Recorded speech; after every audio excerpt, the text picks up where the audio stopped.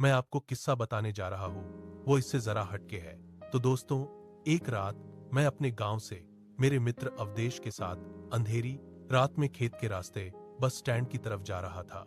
तो मेरे मित्र ने कहा, दोस्त थोड़ा जल्दी चलो, इस खेत से अगले 2 खेतों तक थोड़ी समस्या है। तो मैंने पूछा, क्या बात है?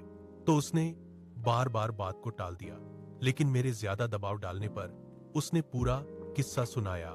बहुत साल पहले अपने गांव से रात को इन्हीं खेतों से एक आदमी गुजर रहा था।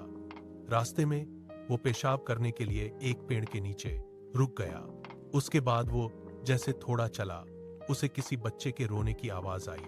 तो उसने सोचा रात को पहरा देने वाले का बच्चा होगा, लेकिन तभी याद आया कि ये खेत तो रामेसर काका है, जो 3 साल पहले यह फांसी लगाकर मर गया।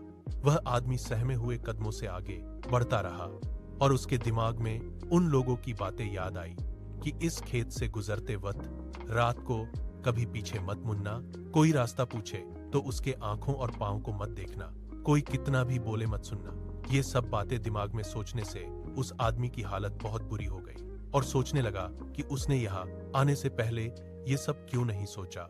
वो जैसे जैसे आगे बढ़ता वैसे वैसे बच्चे की आवाज और तेज होती जाती और ऐसा लग रहा था जैसे वो उसके साथ ही चल रहा हो।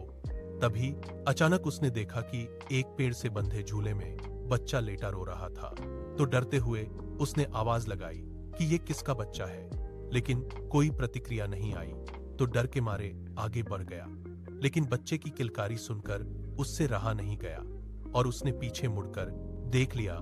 तो उसने देखा वो बच्चा झूले में उसके पीछे पड़ा था। रहम के मारे उसने उस बच्चे को गोद में उठाकर भागने लगा। थोड़ी देर बाद वो बच्चा उसे भारी लगने लगा और देखकर चौंक गया कि उसके पैर लंबे होकर जमीन को छूने वाले थे। उसने घबराकर बच्चे को गोद से गिरा दिया। जैसे ही वो बच्चा गोद से गिरा तो बच्चा बड़े आदमी की तरह जोर से हंसकर बोला, तू आज तो बच गया। अगर मेरे पैर जमीन छू लेते तो तुझे आज यह कोई नहीं बचा सकता, तेरी मौत तय थी। ये कहते ही वो बच्चा गायब हो गया। वो इंसान गिरते पड़ते घर तक पहुंचा और घर पहुंचते ही बेहोश हो गया। जब उसे होश आया तो उसने गांव वालों को ये सारी कहानी बताई। जैसे ही मैंने ये किस्सा सुना तो घबराहट के मारे बिना पीछे मुड़े ऐसा जोर से भागा और कभी उस प्रेत बाधित खेत से रात को नहीं गुजरा।